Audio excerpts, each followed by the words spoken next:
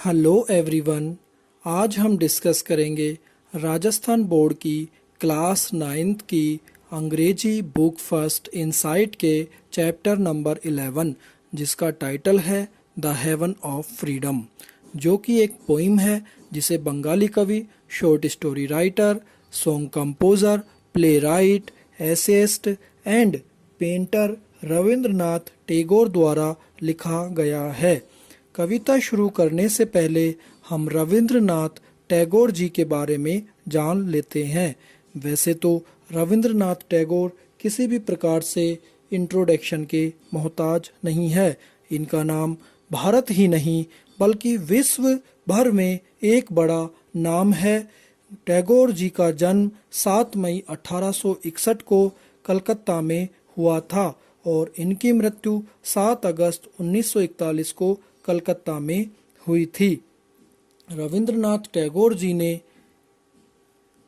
3 देशों के राष्ट्रगान लिखे हैं, जिसमें हमारे भारत का राष्ट्रगान जन गण मन भी रविंद्रनाथ टैगोर के द्वारा लिखा गया और साथ ही बांग्लादेश का राष्ट्रगान भी रविंद्रनाथ टैगोर जी ने लिखा। और इसी के साथ श्रीलंका के राष्ट्रगान में भी कुछ अंश रविंद्रनाथ टैगोर जी के द्वारा ही लिखे गए हैं। अब हम हमारी कविता पर चर्चा करते हैं। यह कविता हमारे देश को आज़ादी मिलने से पहले सन 1900 में लिखी गई थी और इसका प्रकाशन सबसे पहले प्रार्थना नाम के टाइटल में 1901 में हुआ था। रविंद्रनाथ टैगोर जी की एक प्रसिद्ध रचना है जिसका नाम गीतांजलि है, जिसके लिए रविंद्रनाथ टैगोर जी को 1913 में नोबेल प्राइज भी मिला था। इसी नोबेल प्राइज के साथ में रविंद्रनाथ टैगोर प्रथम नॉन यूरोपियन और प्रथम एशियन व्यक्ति बने थे जिन्हें नोबेल प्राइज प्राप्त हुआ था। द हेवन ऑफ फ्रीडम भी इसी गीतांजलि का ही एक भाग है, जो कि 35वें नंबर की कविता है। इस कविता का एक ऐतिहासिक महत्व यह भी है कि इस कविता को स्वयं रविंद्रनाथ टैगोर जी ने सन 1917 में कलकत्ता में आयोजित कांग्रेस अधिवेशन में गाया था और साथ ही सन 2010 में जब अमेरिका के राष्ट्रपति बराक ओबामा हमारे भारत देश की यात्रा पर थे, तब उन्होंने पार्लियामेंट को संबोधित करते हुए इस कविता के कुछ अंश भी पढ़े थे। कविता को एक एक लाइन पढ़कर के इसके भावार्थ को समझने से पहले मैं सबसे पहले पूरी कविता को एक बार पढ़ रहा हूँ।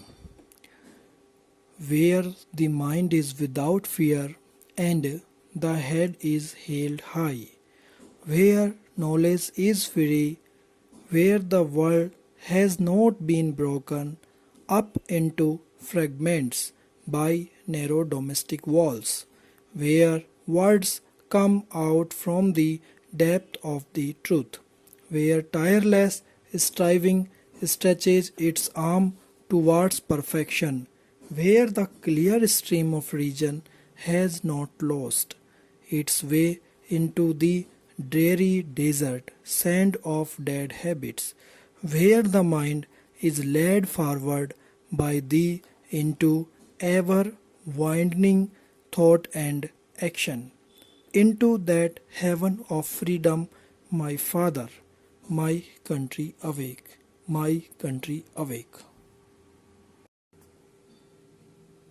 देखिए दोस्तों, जैसा कि हमने पूरी पोएम को पढ़ा तो हमें लास्ट की सेकंड लाइन में एक शब्द मिला माय फादर। माय फादर यहाँ अर्थ है ईश्वर से। इस कविता के माध्यम से कवि रविंद्रनाथ टैगोर जी परमपिता परमेश्वर ईश्वर के समक्ष एक प्रार्थना रख रहे हैं। इस प्रार्थना स्वरूप कविता की पहली लाइन में रविंद्रनाथ टैगोर जी ने ईश्वर के समक्ष ये प्रार्थना रखी है, where the mind is without fear. यहाँ इसका अर्थ यह हुआ, हे परमपिता परमेश्वर, आप मेरे देश के लोगों को ऐसा बना दो कि जिनके मस्तिष्क में किसी भी प्रकार का भय ना हो, वो कोई भी काम करे वो निर्भय होकर करे, उनमें डर किसी भी रूप में नहीं हो। आज हम देखते हैं कि आज इंसान डरा हुआ है, चाहे बीमारी को लेकर है, चाहे भविष्य को लेकर है, चाहे अपने रोजगार को लेकर है, चाहे अपने परिवार को लेकर है, चाहे अपने जीवन की सिक्योरिटी को लेकर है। हर प्रकार इंसान भय में ही अपना जीवन गुजार देता है।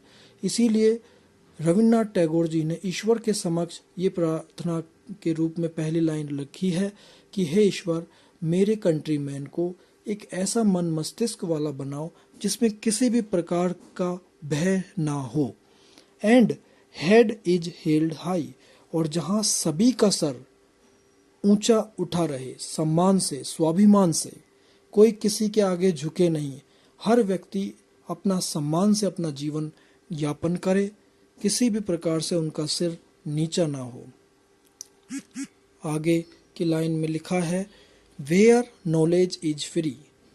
वेयर यानी जहाँ, नॉलेज यानी ज्ञान, शिक्षा फ्री हो। यहाँ फ्री का मतलब ये नहीं है कि मुक्त हो, कोई पैसे नहीं लिए जाए, कोई धन राशि नहीं ली जाए। फ्री का मतलब है किसी भी प्रकार की कोई बाउंडेशन नहीं हो ज्ञान प्राप्त करने में, चाहे वो कास्ट की हो, क्रीड की हो, रिलीजियन की हो, सबको एजुकेशन, सबको ज्ञान मिलना चाहिए बिना किसी कास्ट, क्रीड, रिलीजियन के बेसिस के बिना।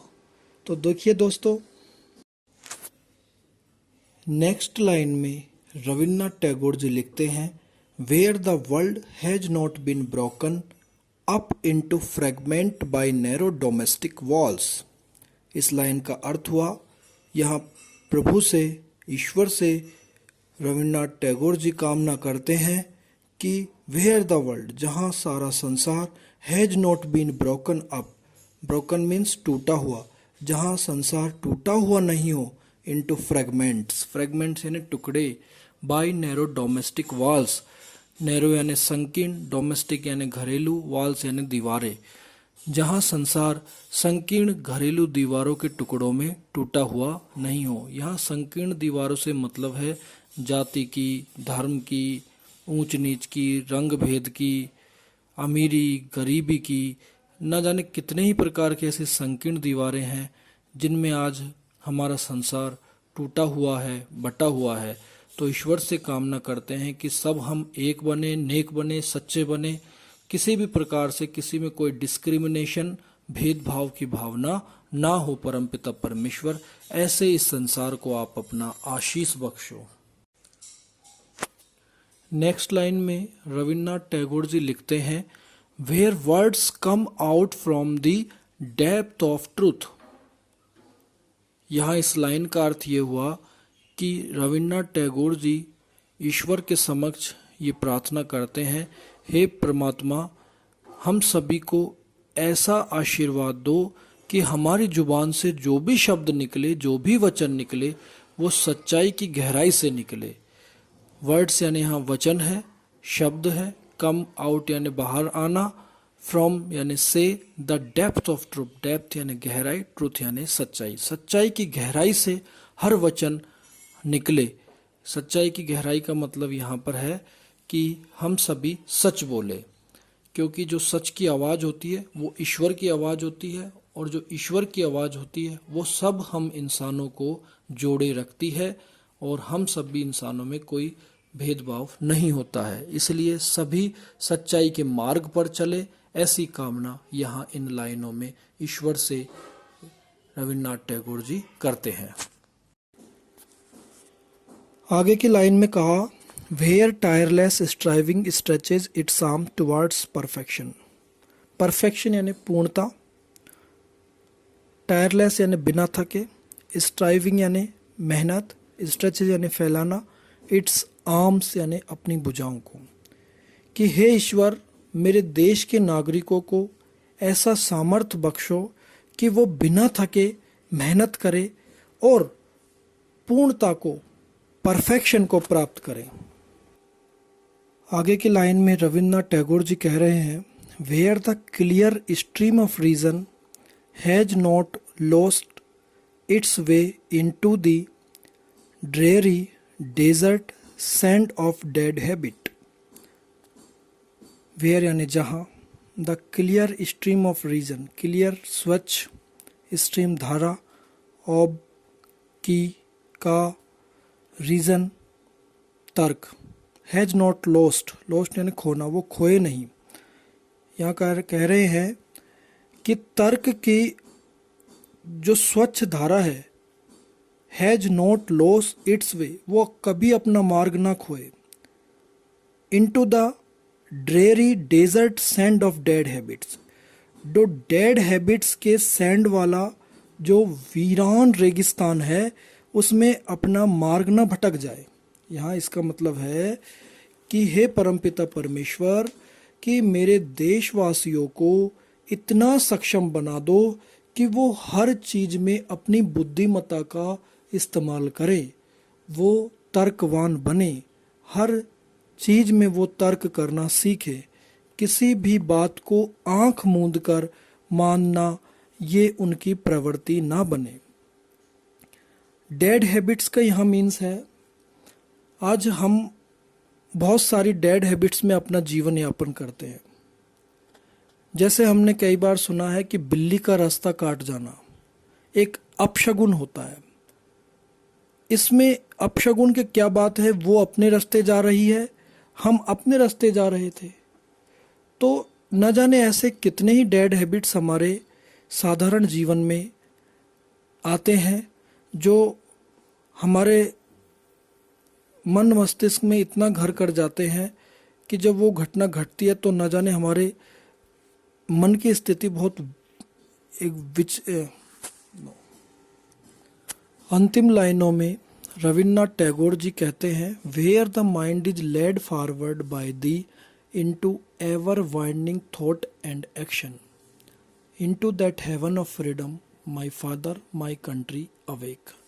यहाँ टैगोर जी ईश्वर के समक्ष अपनी प्रार्थना स्वरूप शब्दों में कह रहे हैं, वेयर द माइंड, जहाँ मन मस्तिष्क इज लेड फॉरवर्ड संचालित किया जाए बाय दी, तुम्हारे द्वारा, दी यानी यहाँ पर यू है, कि हे परमपिता परमेश्वर, जहाँ हर मन तुम्हारे द्वारा ही संचालित हो, ताकि उस मन मस्तिष्क में एवर वाइडनिंग थॉट, वाइडनिंग यानी यहाँ पर विस्तृत विशाल, थॉट यानी सोच, विशाल सोच उपज सके। कहते हैं जहाँ विशालता का वासा होता है वहाँ संकीर्णताओं से स्वतः ही मुक्ति मिल जाती है। आज संकीर्णताओं के कारण ही सारा झगड़ा है। रंग, जात, ऊंच नीच, धर्म, मजहब, देश, प्रांत, भाषा के नाम पर भेदभाव, जाति के नाम पर भेदभाव, ये सब संकीर्णताओं के ही कारण है। तो इसीलिए विशालता को जब हम अपनाते हैं तो संकीर्णताएं स्वतः ही समाप्त होती है। तो इसीलिए परमात्मा से ये प्रार्थना कर रहे हैं टैगोर जी कि हर मन का संचालन तुम्हारे द्वारा हो, ताकि हर मन में विस्तृत सोच पैदा हो और विस्तृत सोच से ही उनके एक्शन भी, कार्य भी विशाल हो सके। Into that heaven of freedom, तभी सही मायने में हेवन ऑफ फ्रीडम होगा, स्वतंत्रता का स्वर्ग होगा। माय फादर, मेरे परमपिता परमेश्वर, माय कंट्री अवेक, मेरे कंट्री को जागृत करो। यहाँ जागृति की बात है वो बौद्धिक जागृति की बात है, बुद्धि से जागने की बात है, ना कि शरीर से जागने की बात है। क्योंकि शरीर से जागना जागृति नहीं है, जागृति होती है बुद्धि से, मन से जागना, क्योंकि तभी संकीर्णताओं से मुक्ति मिलती है जब हम बुद्धि से जागते हैं। तब किसी भी प्रकार की कोई ऊंचा नीचा, छोटा बड़ा, इस जात का उस जात का, इस धर्म का उस धर्म का, कभी ये नहीं होता। सभी हम एक मानव बनते हैं, एक पिता एक कस के हम वारिस बनते हैं, तभी सही मायने में वो भावना आती है जिस भावना के तहत कहा गया है अयम निजो परो वेति गणना लघु चेतसाम उदार चरिता नाम तो वसुधैव कुटुंबकम। तभी विश्व बंधुत्व की भावना हमारे मन में पैदा होती है। Thank you so much. आशा है, उम्मीद है आपको कविता पसंद आई होगी।